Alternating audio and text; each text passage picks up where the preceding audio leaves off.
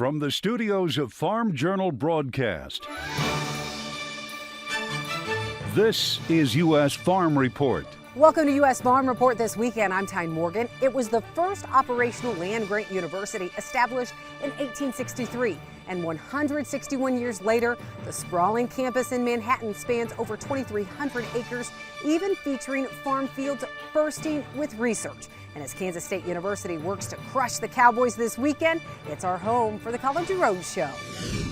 Tackling one of the greatest and most dire challenges for farmers and livestock producers in western Kansas. The Ogallala High Plains is severely depleted, so we know if we don't change our actions in the next 50 years, it'll be 70% depleted. Is history on repeat when it comes to farmland values across the U.S.? We're really looking a lot like we did back in 2014 to 2015, where we had lower commodity prices. But there's one major difference that could be rewriting the playbook for farmland prices in the months ahead.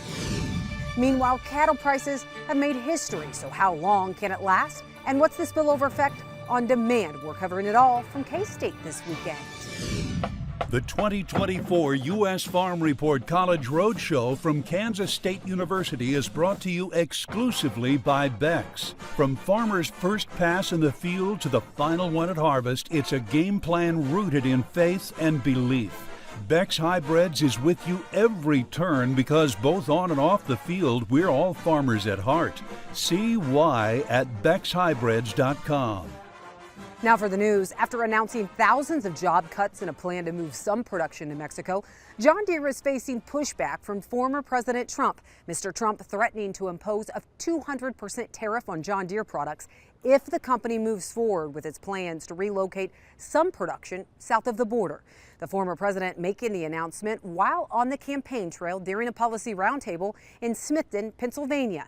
In June, as we first reported, Deere announced it would move production of some models of small and medium-sized construction loaders to its plant in Mexico from Dubuque, Iowa. Deere in 2022 also decided to move production of cabs for large farm tractors to Mexico from Waterloo, Iowa. I'm just notifying John Deere right now, if you do that, we're putting a 200% tariff on everything that you want to sell into the United States, so that if I win, John Deere is going to be paying a 200%. They haven't started it yet. Maybe they haven't even made the final decision yet, but I think they have. John Deere is going to, and anybody else that does this, because it's hurting our farmers, it's hurting our manufacturing. Farm Journal Washington analyst Jim Wiesmeyer says the current U.S.-Mexico-Canada agreement, which was signed by President Trump in 2020, maintains duty-free trade between U.S. and Mexico for most goods, allowing companies to manufacture in Mexico and export back to the U.S. without tariffs.